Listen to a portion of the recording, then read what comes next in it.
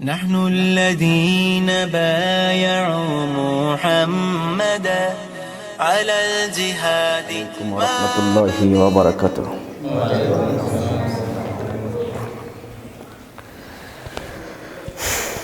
إن الحمد لله نحمده ونستعينه ونستغفره ونؤمن به ونتوكل عليه ونعوذ بالله من شرور أنفسنا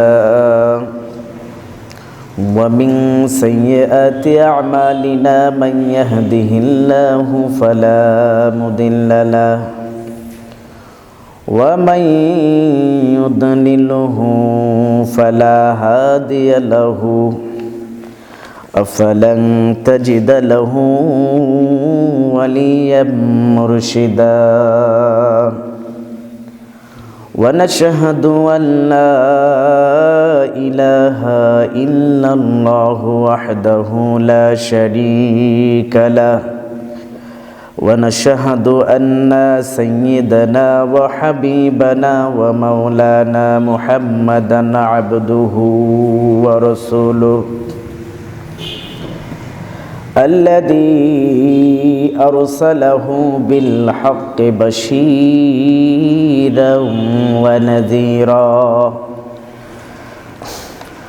وداعيا إلى الله بإذنه وسراجا منيرا فقد قال الله تعالى في كلامه المجيد وفرقانه الحميد أعوذ بالله من الشيطان الرجيم بسم الله الرحمن الرحيم ثم لآتينهم من بين أيديهم ومن خلفهم وعن أيمانهم وعن شمائلهم ولا تجد أكثرهم شاكرين صدق الله المولانا العظيم আমরা মহান রব্বুল আলামিনের দরবারে অসংখ্য শুকর এবং সুজুদ পেশ করছি যে মহান রব্বুল আলামিন আমাদেরকে পৃথিবীর সর্বশ্রেষ্ঠ কালামে রব্বানি শোনার জন্য পৃথিবীর সর্বশ্রেষ্ঠ ঘর মসজিদে বসার তৌফিক দিয়েছেন। সেই মহান মনিবের দরবারে আমরা শুকরিয়া আদায় করছি, সকলে বলছি আলহামদুলিল্লাহ। দরুদ ও সালাম পেশ করছি বিশ্ব মানবতার মুক্তির অতন্দ্র সেনানায়ক বিশ্ব নবীর দরবারে, সকলে বলছি সাল্লাল্লাহু আলাইহি ওয়াসাল্লাম। প্রিয় ভাইয়ের আমার, আমি সূরা আরাফের 17 নম্বর আয়াত তেলাওয়াত করেছি। আল্লাহ তাআলা যেন আমাকে এই আয়াতে কারিমা থেকে কিছু কথা আপনাদের সামনে উপস্থাপন করার তৌফিক দেন, সকলে বলুন আমিন। প্রিয় ভাইরা, গোটা পৃথিবীতে মানব জাতির জন্য একটি সংকটময় মুহূর্ত চলছে, একটি ক্রাইসিস চলছে, একটা মানবতার ক্রাইসিস, হিউম্যানিটি ক্রাইসিস চলছে। আমি এই বিষয়টা নিয়ে অনেক চিন্তা করেছি। চিন্তার সার নির্যাস যেটা পেয়েছি, পৃথিবীতে এত অরাজকতা, এত হানাহানি, মারামারি, অশান্তি, কোথাও কোনো শান্তি নাই। এর অনেকগুলো কারণ আছে, তবে the most important cause of this problem is the crisis of leadership. আমি দেখেছি এই পৃথিবীতে যত সমস্যা আছে, এই সমস্যাগুলোর জন্য যে জিনিসগুলো দায়ী তার মধ্যে সর্বশ্রেষ্ঠ যে বিষয়টা দায়ী সেই বিষয়টা হচ্ছে আমাদের এই পৃথিবীতে নেতৃত্ব দানের যোগ্য লোক খুঁজে পাওয়া যাচ্ছে না। ঠিক না ঠিক? তার মানে গোটা পৃথিবী নেতৃত্ব ক্রাইসিসে ভুগতেছে, লিডারশিপ ক্রাইসিসে ভুগতেছে। একটি জাতির উন্নয়নের জন্য লিডারশিপ, নেতৃত্ব খুবই গুরুত্বপূর্ণ। ঠিক না ঠিক? আপনারা বাসে কখনো চড়ছিলেন? জোরে বলতে হবে। বাসে চড়ছিলেন? বাসে চড়েছেন। বাসের যদি এমন হয়, বাসের যে প্যাসেঞ্জার আছে সব প্যাসেঞ্জার খুব ভালো, কিন্তু ড্রাইভারটা সে ভালো না, তাহলে সমস্ত মানুষ বুদ্ধিমান, সৎ, দক্ষ, স্কিলফুল, এবিলিটি, সব ধরনের এবিলিটি আছে পিছনের যত 70-80 জন মানুষ বসে আছে সবার, কিন্তু একজন মানুষ অসৎ যে স্টিয়ারিংয়ে বসে থাকে, যদি অসৎ হয় তাহলে পুরা বাসের মানুষ সৎ হয়েও কোনো লাভ নাই, দিনদার হয়েও কোনো লাভ নাই, আল্লাহর ওলি হয়েও কোনো লাভ নাই। এই বাসটা চলতে চলতে কোনো এক খাদে গিয়ে পড়ে দিনদার, ইমানদার, মুত্তাকি, তাকওয়াবান, পরহেজগার সবার জীবন খাদের মধ্যেই শেষ হয়ে যাবে। গোটা পৃথিবীতে আমরা অসংখ্য মানুষ পাচ্ছি, কিন্তু পাচ্ছি না qualified leader. We did not find out the qualified leader in this world. আমরা এই পৃথিবীতে যোগ্য নেতা খুঁজে পাচ্ছি না। ঠিক না ঠিক? প্রিয় ভাইরা আমার, আপনি যদি নেতৃত্ব দিতে চান তাহলে আপনাকে নৈতিক গুণাবলী লাগবে এবং মানবিক গুণাবলী আপনার ভিতরে থাকতে হবে। আপনার ভিতরে দক্ষতা থাকতে হবে, আপনার ভিতরে এবিলিটি থাকতে হবে, সক্ষমতা থাকতে হবে, আপনাকে কর্মঠ হতে হবে, সেই সাথে আপনাকে সৎ হতে হবে। ঠিক না ঠিক? প্রিয় ভাইরা আমার, এই পৃথিবীতে আমরা অনেক নেতা দেখতে পাই যে নেতাদের দক্ষতা আছে, তারা যোগ্য, এই জন্য তারা নেতৃত্বের জায়গায় যায়, কিন্তু তাদের সততা না থাকার কারণে, আল্লাহর ভয় না থাকার কারণে এই পৃথিবীতে আজ এত অশান্তি। ঠিক না ঠিক? আর যারা সৎ মানুষ আমরা যাদেরকে পাই, বাংলাদেশে গোটা পৃথিবীতে সৎ মানুষের কোনো অভাব আছে? সৎ মানুষের অভাব নাই, কিন্তু সেই সৎ মানুষগুলো যোগ্যতা না থাকার কারণে যোগ্য জায়গায় যেতে পারছে না, স্টিয়ারিংয়ে বসতে পারছে না, লিডারশিপ দিতে পারছে না, এই জন্য মানুষগুলো ভালো হয়েও লাভ নাই। ঠিক না ঠিক? এই জন্য গোটা পৃথিবীতে আল্লাহ তাআলা কি বলেছেন?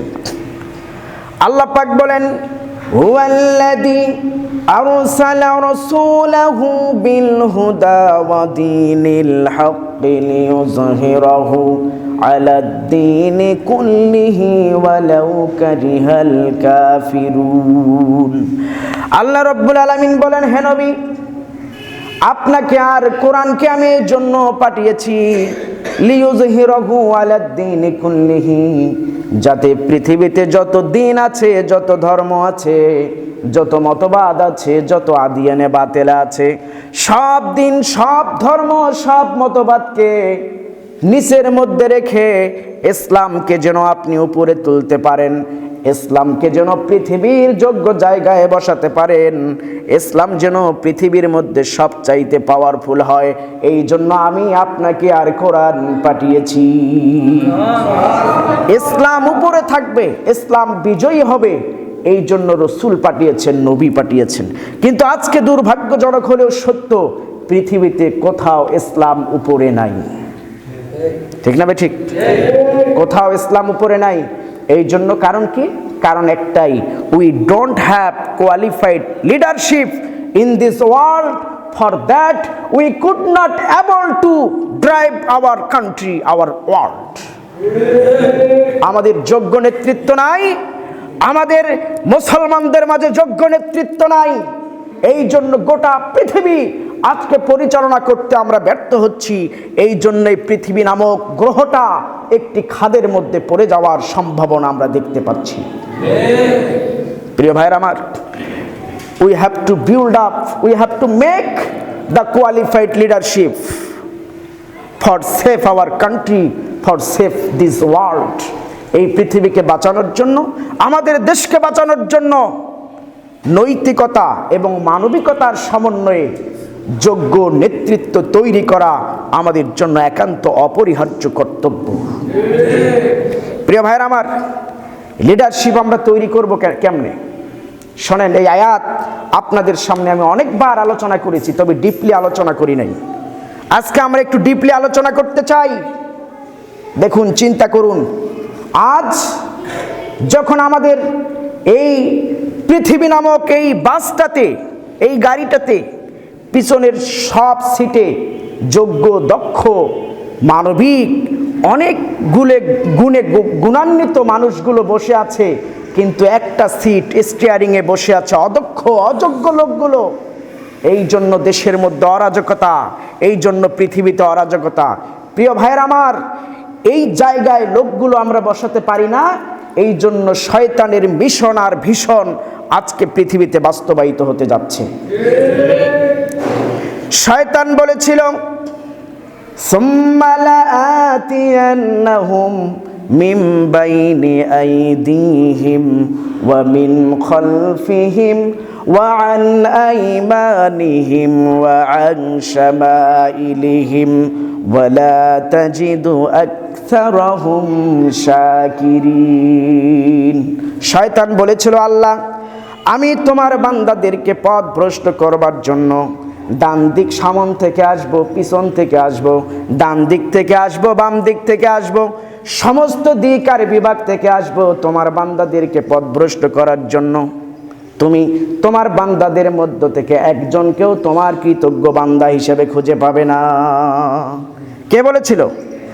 শয়তান বলেছিল, I will come to your servant to misguide from front, from back, from right side, from left side. শয়তান বলেছিল, আমি তোমার বান্দাদেরকে পথভ্রষ্ট করবার জন্য সামন থেকে আসব, পিছন থেকে আসব, ডান থেকে আসব, বাম থেকে আসব।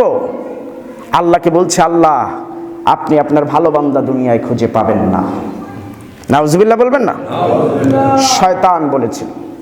এবার বুঝুন, সামন দিক থেকে কেমনে আসে, কোথা থেকে আসে? শয়তান will come to you from your front side to misguide you. শয়তান তোমাদের সামন থেকে আসবে তোমাদেরকে পথভ্রষ্ট করার জন্য। এবার আমরা জানতে চাই, কেমনে সামন থেকে আসে? সামনাসামনি লড়াই করে। শয়তান প্রথমেই যে কৌশলটা অবলম্বন করে, চারটে কৌশল না? কয়টা কৌশল? চারটা। সামন থেকে, পিছন থেকে, ডান থেকে, বাম থেকে। আমরা এই চারটা বিষয় নিয়ে আলোচনা করব। সামন দিক থেকে কেমনে আসে শোনেন। বলে না যে সামনাসামনি লড়াই হবে, মুখোমুখি সংঘর্ষ। শয়তান প্রথমেই যে সিস্টেমটা আমাদের উপরে অ্যাপ্লাই করে, সেইটা হচ্ছে সামনাসামনি আমাদের সাথে লড়াই করে। আল্লাহ পাক শয়তানের এই কথাটা ব্যাখ্যার জন্য কোরআনে কারিমে অন্য জায়গায় বলেছেন,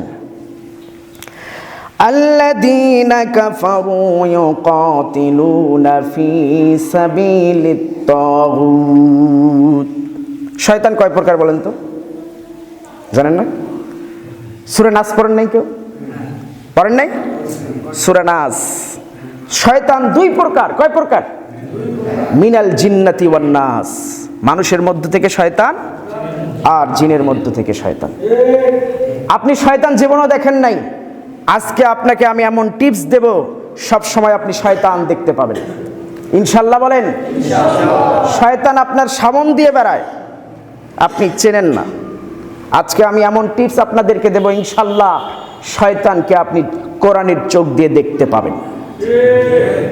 শয়তান প্রথমে কি আসে? আল্লাহ পাক বলছেন, মানুষ শয়তান হোক আর জিন শয়তান হোক, এরা প্রথমে তোমাদের সামন থেকে লড়াই করে, ফ্রন্ট সাইড থেকে, একদম সামন থেকে মুখোমুখি সংঘর্ষ করে।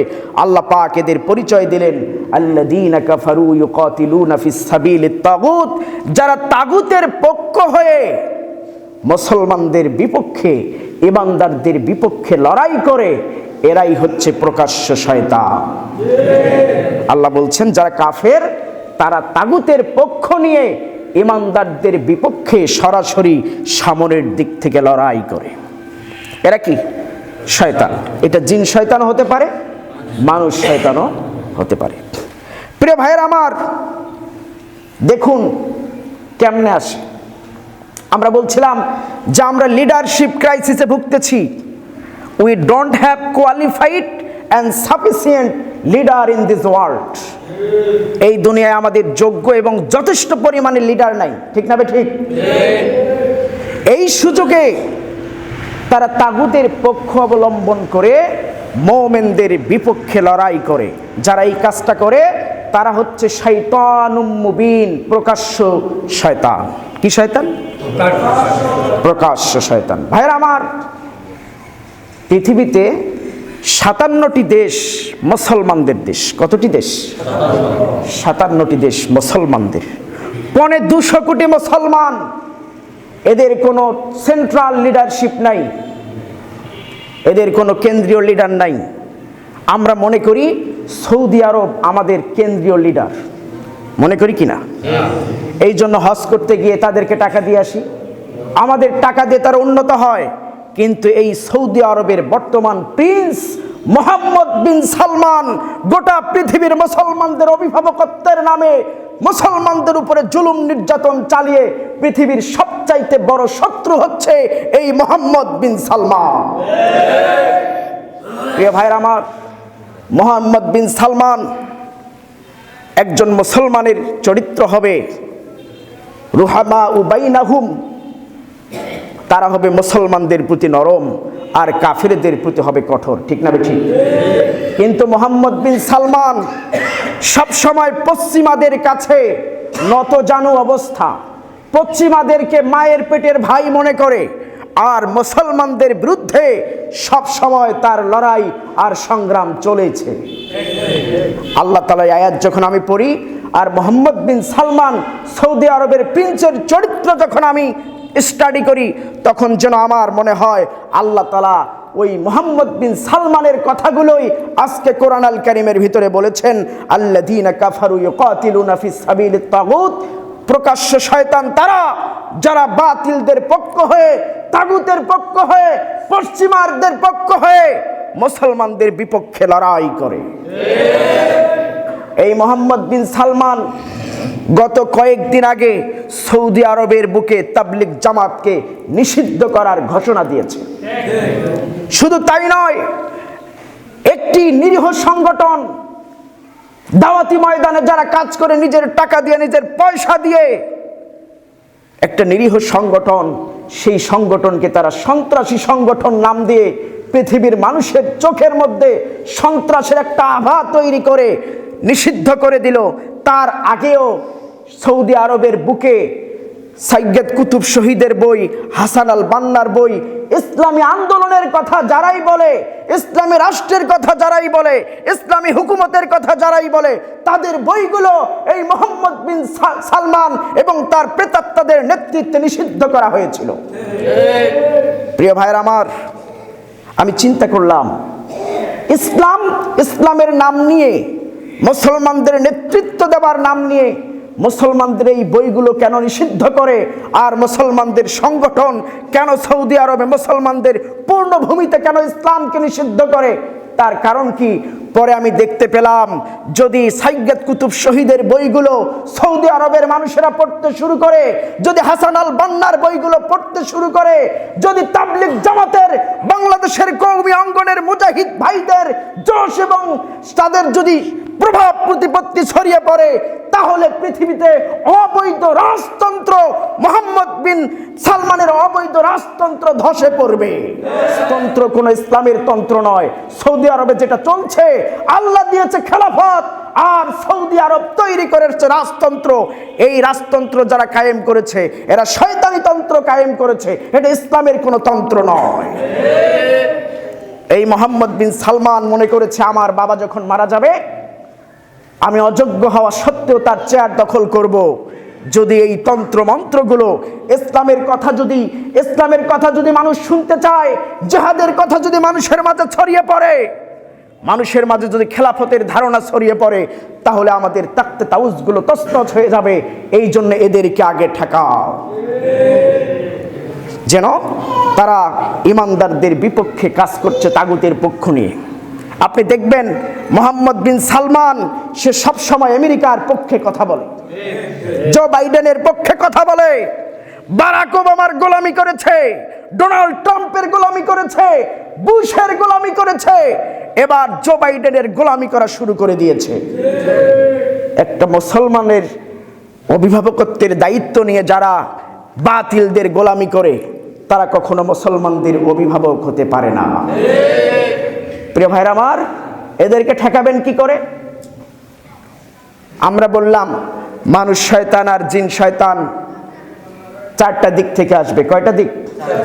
সামন থেকে, পিছন থেকে, ডান থেকে, বাম থেকে। তাহলে আমরা বুঝলাম সামন থেকে কেমনে আসলো। এদেরকে প্রোটেক্ট করতে হবে, ঠিক না ঠিক? এদেরকে কিভাবে রোধ করা যায় তার কথা আল্লাহ পাক বলেছেন। আল্লাহ বলেছেন কাফেরেরা তাগুতের পক্ষে লড়াই করবে, আর ইমানদারদের দায়িত্ব হলো ওয়াল্লাযীনা আমানু ইউকাতিলুনা ফি সাবিলিল্লাহ। আল্লাহ পাক বলেন কাফেরেরা, শয়তানেরা, তারা তাগুতের পক্ষে লড়াই করবে, কিন্তু ওদেরকে প্রোটেক্ট দিতে গেলে, ওদেরকে বাধা দিতে গেলে যারা ইমানদার আছে তাদের দায়িত্ব হলো আল্লাহর পথে লড়াই করা। কিসের পথে লড়াই করা? এবার আপনাদেরকে আল্লাহর পথে লড়াই করতে হবে, আল্লাহর গোলামেরা। শয়তান থেকে বাঁচতে গেলে, শয়তান থেকে পৃথিবীর এই পুণ্যভূমিকে রক্ষা করতে গেলে, শয়তান যেমন তাগুতের পক্ষে কাজ করে, তার চাইতে বেশি শক্তি, বেশি জোশ, বেশি সাহস নিয়ে, বেশি আবেগ নিয়ে ইমানদারদেরকেও ইসলামের পক্ষে কাজ করতেই হবে। শয়তান যেন প্রত্যেকটা জায়গায় বুথ তৈরি করে বসেছে, কি করে মানুষদেরকে মিসগাইড করা যায়, ঠিক না ঠিক? প্রিয় ভাইরা আমার, তাহলে আমরা বুঝলাম সামন থেকে কেমনে আসে শয়তান। এরপরে কোথা থেকে আসে? পিছন থেকে। পিছন থেকে তো বোঝেন ষড়যন্ত্র। পিছন থেকে কি?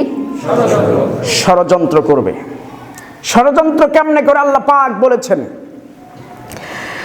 ইন্নাহুম ইয়াকিদুনা কাইদান ওয়া আকিদু কাইদা ফামাহিলিল কাফিরিনা আমহিলহুম রুয়াইদা। আল্লাহ পাক বলেন শয়তান তোমাদের পিছন থেকে এসে ইন্নাহুম ইয়াকিদুনা কাইদা, তোমাদের বিরুদ্ধে ষড়যন্ত্র করে। শয়তান ষড়যন্ত্র করে কি করে না? ষড়যন্ত্র করে না? পিছন থেকে। এটা কোন শয়তান? একটু দুর্বল মাপের শয়তান, যেটা সামন দিক থেকে আসার সাহস পায় না। এবার সেই শয়তান পিছন দিক থেকে আসবে, ষড়যন্ত্র তৈরি করবে, কি করে মুসলমানদেরকে, কি করে ইসলামকে, কি করে ইমানদারদেরকে দাবিয়ে দেওয়া যায়। এই জন্য তারা পিছন দিক থেকে এবার আক্রমণ করবে। পিছনের আক্রমণ কেমন? ভাইরা আমার, বাস্তবতা হলেও বাস্তবতাগুলো রিস্ক নিয়ে আমাদেরকে বলতে হয়। কালকে কি দিন গেল? 16ই ডিসেম্বর। আমরা দেখেছি টেলিভিশনে, ইউটিউবে, বিভিন্ন জায়গায় দেখেছি। কালকে একজন ভিলেন তৈরি করা হয়েছিল সারা বাংলাদেশে। নাটক তৈরি করা হয়েছে, সিনেমা তৈরি করা হয়েছে। সেই নাটক আর সিনেমায় ভিলেন তৈরি করা হয়েছে এমন মানুষকে দিয়ে, যাদেরকে পাঞ্জাবি আর পায়জামা টুপি মাথায় দিয়ে তাদেরকে ভিলেন হিসেবে তামাম পৃথিবীতে প্রচার করা হয়েছে। বোঝেন না আপনারা? ওখানে নায়ক যারা, তাদেরকে প্যান্ট শার্ট পরানো হয়েছে। আর আপনি দেখবেন, একটা সিনেমা যদি দেখেন, একটা নাটক যদি দেখেন, তাহলে দেখবেন ওই সিনেমা আর নাটকের হারামি যারা, খারাপ অভিনয় করে যারা, তাদেরকে পাঞ্জাবি আর পায়জামা পরাই দিয়ে জাতিকে বোঝানো হয় যে পাঞ্জাবি, পায়জামা, টুপি এই মানুষগুলো খারাপ। ঠিক না ঠিক? প্রিয় ভাইয়ের আমার, এই জাতিকে তারা বোঝাতে চাচ্ছে যে 1971 সালে যারা লুণ্ঠন করেছে বাংলাদেশ, যারা মা বোনদেরকে ধর্ষণ করেছে, যারা এই দেশের মধ্যে অন্যায় অত্যাচার চালিয়েছে, আমাদের মা বোনদেরকে ধরে নিয়ে পাকিস্তানি সেনা ক্যাম্পে দিয়েছে, তারা অন্য কেউ নয়, বাংলাদেশের হুজুররাই, আলেমরা। এইটা তারা বোঝাতে চায় তাদের এই অনুষ্ঠানগুলো দিয়ে।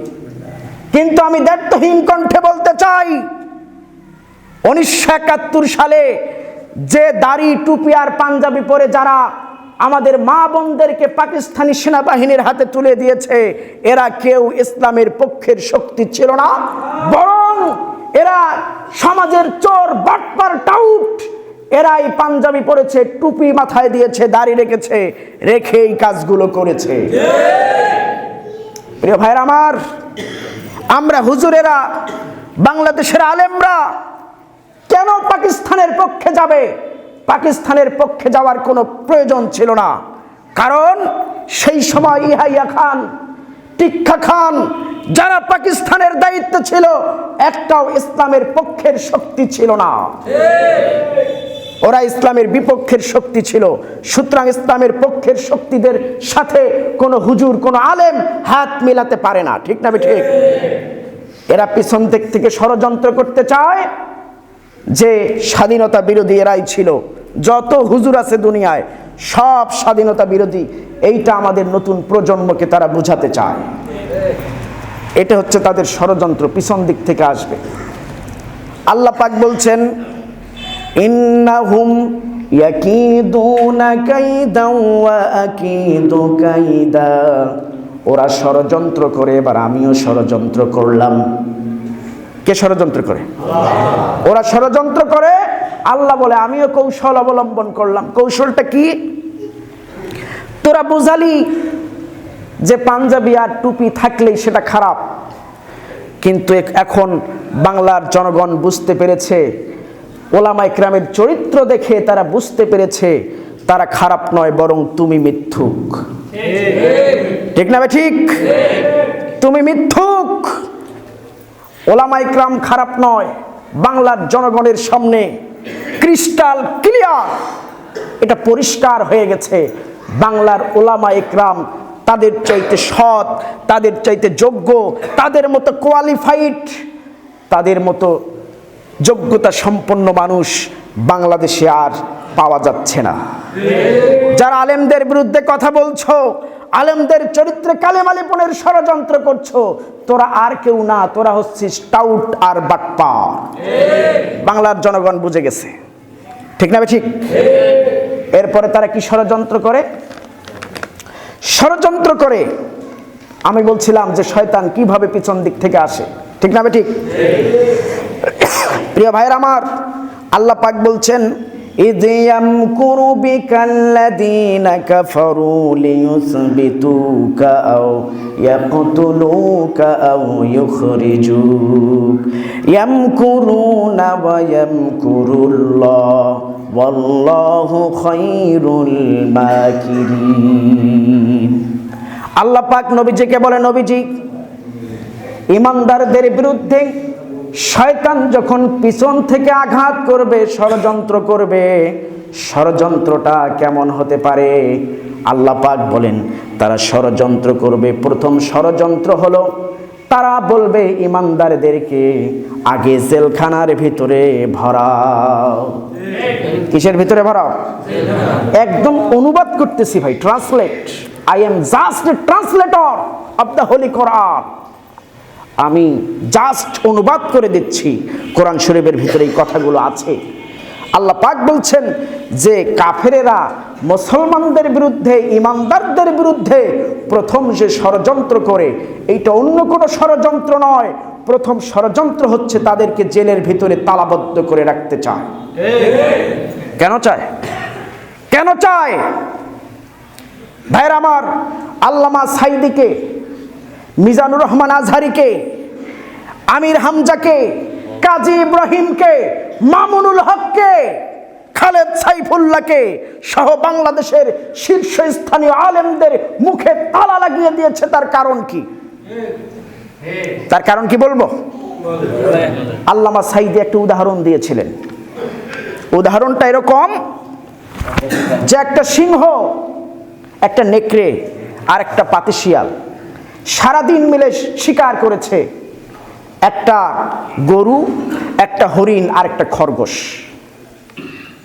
এখন সন্ধ্যাবেলায় সিংহ বলছে যে নেকড়ে তুমি এটা বন্টন করে দাও।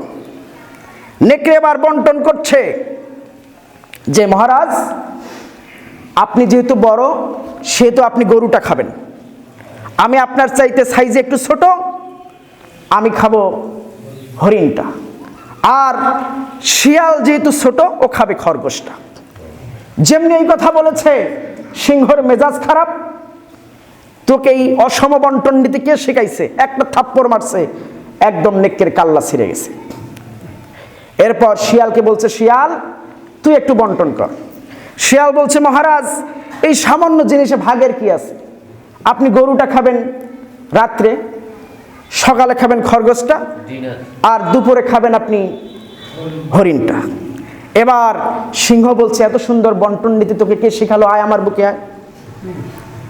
প্রিয় ভাইয়ের আমার, আমরা যখন নেকড়ের মতো সুষম বন্টন নীতি করি, গরিবদের হক গরিবদের মাঝে ফিরিয়ে দিতে চাই, যোগ্য লোকদেরকে যোগ্য জায়গায় বসাতে চাই, আর অযোগ্য লোকদেরকে যখন নর্দমায় ফেলাতে চাই, তখন ওই নেকড়েকে যেভাবে মেরে হত্যা করা হয়েছে আমাদের আলেম ওলামাদেরকে ঠিক সেভাবে হত্যা করা হয়েছে, যাতে পৃথিবীতে সুষম বন্টন নীতি আর ইনসাফ না থাকে।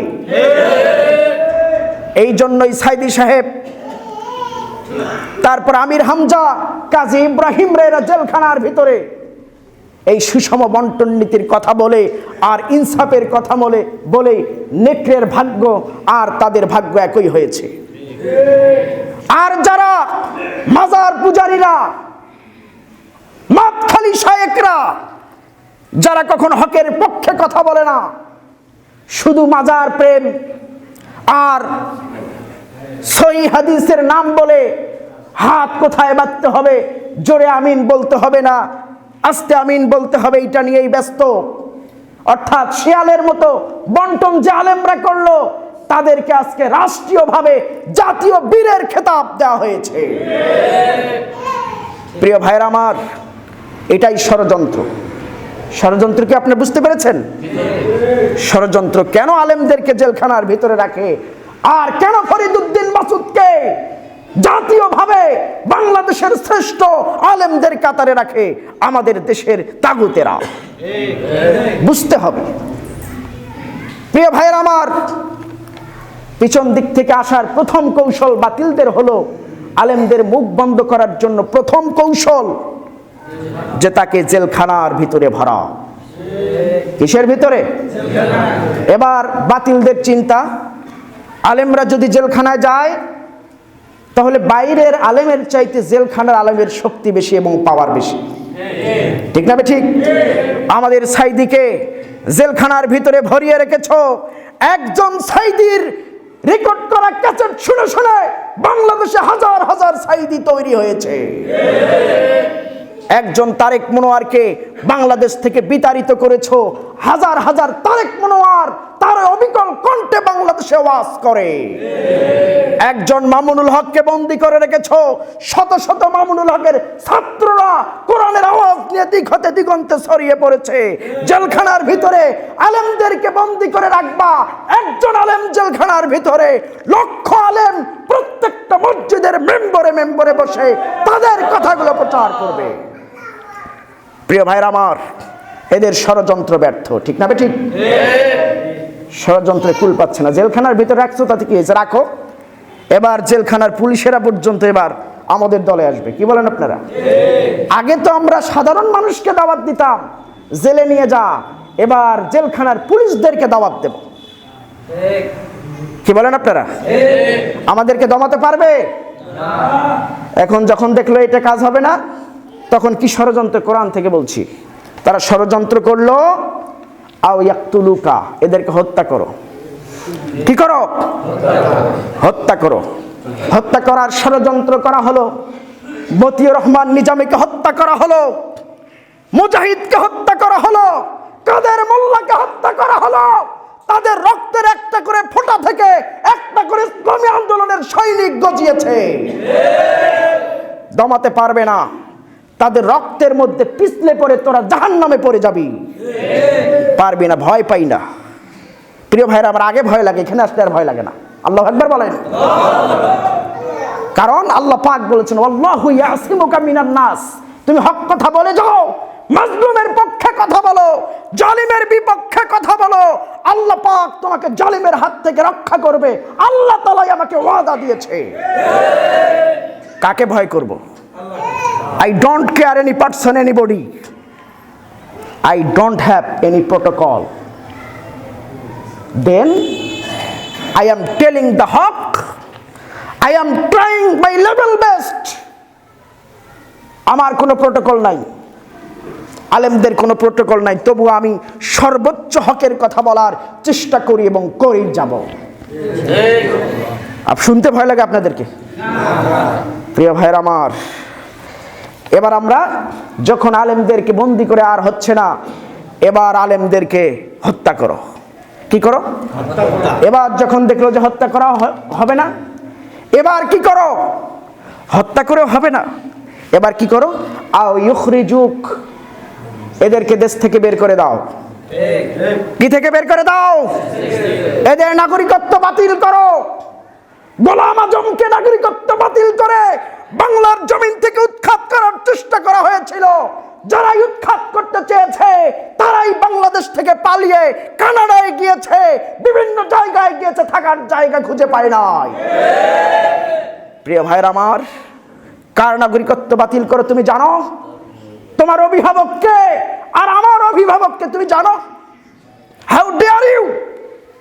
তোমার সাহস কত?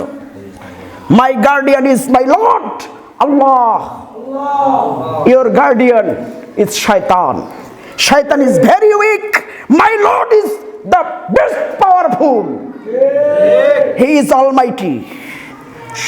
So I always depend on my Lord. I don't care anybody and any person. প্রিয় ভাইরা আমার, সাহস নিয়ে থাকবেন, কারণ শয়তান চতুর্মুখী আক্রমণ চালাবে।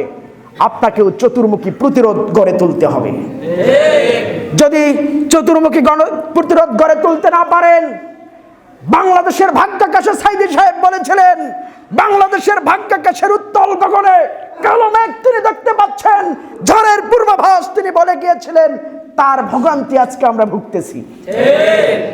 যদি আমরা আগেই প্রতিরোধ করতাম, তাহলে এই টর্নেডো, এই সিডর আমাদেরকে আঘাত করতে পারত না। প্রিয় ভাইয়ের আমার, প্রতিরোধ গড়ে তুলতে হবে সময় থাকতে। কি করতে হবে? প্রতিরোধ গড়ে তুলতে হবে। শয়তান চতুর্মুখী আক্রমণ চালায়। You have to make protocol around you. তোমাকেও তোমার প্রিয় ভাইয়ের আমার, চতুর্মুখী ষড়যন্ত্র তারা চালায়, আমরাও চতুর্মুখী প্রোটোকল তৈরি করি। আল্লাহ তাআলা যেন আমাদেরকে তৌফিক দেন। সকলে বলুন আমিন। শয়তানের 4টা ষড়যন্ত্র, আজকে 2টা বললাম, আগামী জুমায় ইনশাআল্লাহ বাকি 2টা বলা হবে। আপনারা সবাই সময় মতো আসবেন।